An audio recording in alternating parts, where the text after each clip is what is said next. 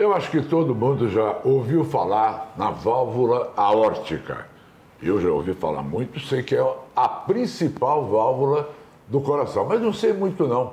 Como nós tivemos o nosso telespectador perguntando detalhes, eu vou usar hoje o meu espaço que eu tenho com o Dr. Edmo Gabriel para poder saber sobre essa válvula que ele mesmo já me confirmou, é a principal do coração.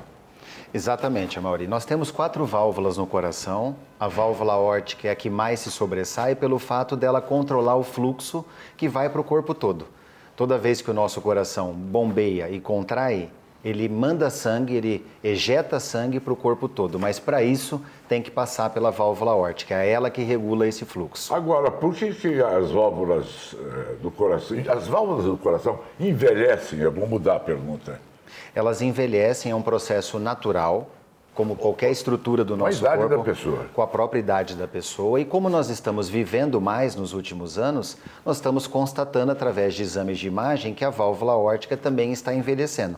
Ela, na verdade, ela endurece, ela calcifica, ficando como se fosse um gesso. Isso cada vez mais progressivamente. Quais são os sinais de envelhecimento do coração, da válvula? Nós percebemos o envelhecimento da válvula aórtica por alguns sintomas que a pessoa com uma idade mais avançada começa a apresentar.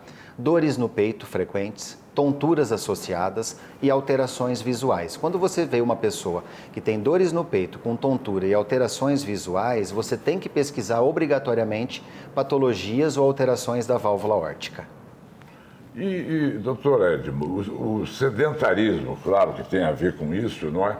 E a alimentação, como você é nutrólogo, também você une a cardiologia e a nutrologia, que são parceiros maravilhosos, como é que fica? Esse é um cuidado que eu tenho tido no consultório de orientar as pessoas não só em relação ao risco cardiovascular do envelhecimento da válvula aórtica. Esse envelhecimento, para quem não conhece, chama-se estenose da válvula aórtica. Ela começa a fechar. A válvula ela tem um mecanismo de abertura e fechamento, mas ela começa a ficar quase que paralisada na posição de fechamento e não abre mais. Como que a alimentação pode contribuir para isso? Se você come muita gordura, muito açúcar, muitos produtos com cálcio, você pode ter progressivamente um efeito colateral acumulando esse resíduo alimentar de cálcio na válvula. E é uma tendência familiar? Tem hereditariedade? Existe também. Meu pai teve, eu vou ter? Exatamente. A gente tem que considerar, além do fator da idade, do envelhecimento, o fator genético. Se você tem um histórico familiar, pai, como você citou, mãe, avós, parentes de primeiro grau principalmente, você tem que estar atento e fazer uma pesquisa na família preventivamente. Uma hora me perguntaram também, agora me lembrei, sobre morte súbita. Morreu subitamente.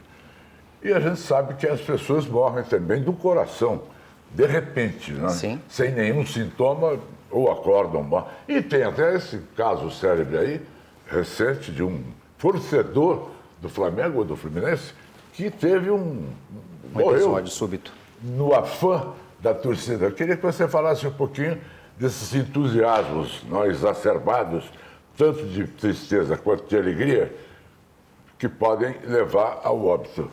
Exatamente. Até para começar falando sobre isso, a estenose da válvula aórtica, que é o nome técnico desse envelhecimento da válvula, pode ser uma causa de morte súbita. À medida que a válvula trava naquela posição que eu citei, sem se movimentar adequadamente, ficando como se fosse engessada, dificultando o fluxo sanguíneo para todos os órgãos.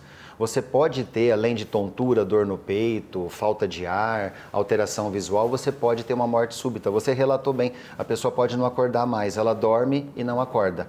Ou, se ela tiver a estenose da válvula e se for submetida a um estresse emocional, tristeza ou felicidade, como no caso do futebol, você tem uma sobrecarga tão intensa do coração, só que um coração que está limitado em termos de fluxo pela válvula. Tem que estar bem do coração. Tem que estar bem do coração. Se não for uma doença da válvula, eu deixo aqui a mensagem para que as pessoas tomem cuidado com o nível de estresse. Agora, as mulheres são mais propensas a essa doença do que os homens ou não? Em geral, as mulheres têm mais sensibilidade aos fatores emocionais. Isso é uma característica hormonal e até cultural das mulheres. Então, elas precisam tomar muito cuidado para não se envolverem emocionalmente de uma forma descontrolada.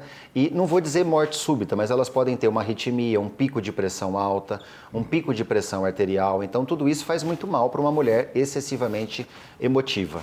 E quando é que você recomenda a cirurgia? Examinando o paciente, olha, o problema seu é válvula aórtica e tem que fazer cirurgia.